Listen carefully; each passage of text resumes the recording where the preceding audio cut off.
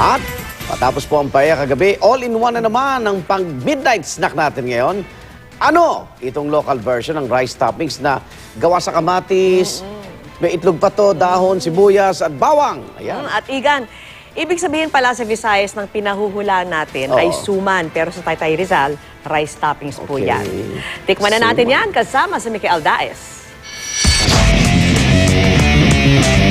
Ulam sa ibabaw, kanin sa ilalim. Ano yun? Rice toppings ala Taytay Rizal.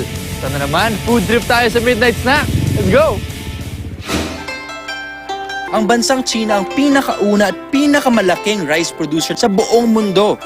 Kaya malamang sangkaterba na ang bilang ng mga lutuing pwedeng gawin sa kanin sa kanilang bansa. Ang sabi-sabi, nakasanayan lang daw ng mga Chino ang paglalagay ng ulam sa ibabaw ng kanin dahil ang kanilang kinakainan ay mangkok o bowl para sa kanilang mga noodle soup. Kaya naman naging together forever na sa isang lalagyan ang ulam at kanin. Dito sa Taytay Rizal, may local version ng rice topping.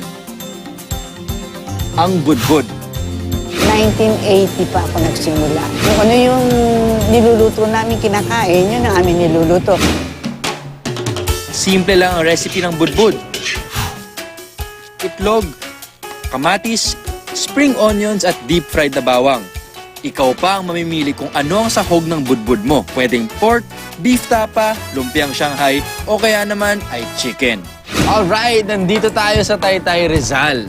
And budbud ang ating handa ngayon. Ngayon, sa totoo lang, aaminin ko, excited ako. Baka nagtataka kayo dahil simple lang rice toppings. Kahit saan, kahit baka sa parte ng mundo may rice toppings. Pero there's something very Filipino. Alam mo, may parang, may Pinoy na Pinoy talaga dito sa budbud na to eh. May iba't ibang klaseng rice toppings tayo dito.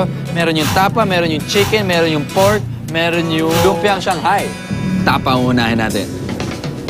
Tapa.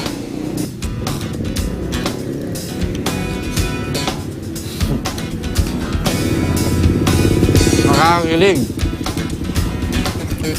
Shanghai naman nila. Siyempre, yung sausawan niya.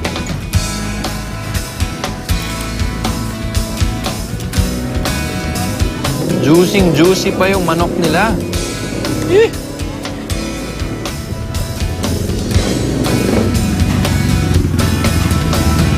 Ito naman yung pork chop. Ito talaga, tingin ko, uniquely Pinoy ito eh. Yung simpleng-simple lang, pero sobrang satisfying. At yung kanin. Pagdating sa Pinoy, mayroon tayo yung close relationship sa sinangag kahit anong mangyari. So, saktong-sakto lang siya dito sa pagkain ito.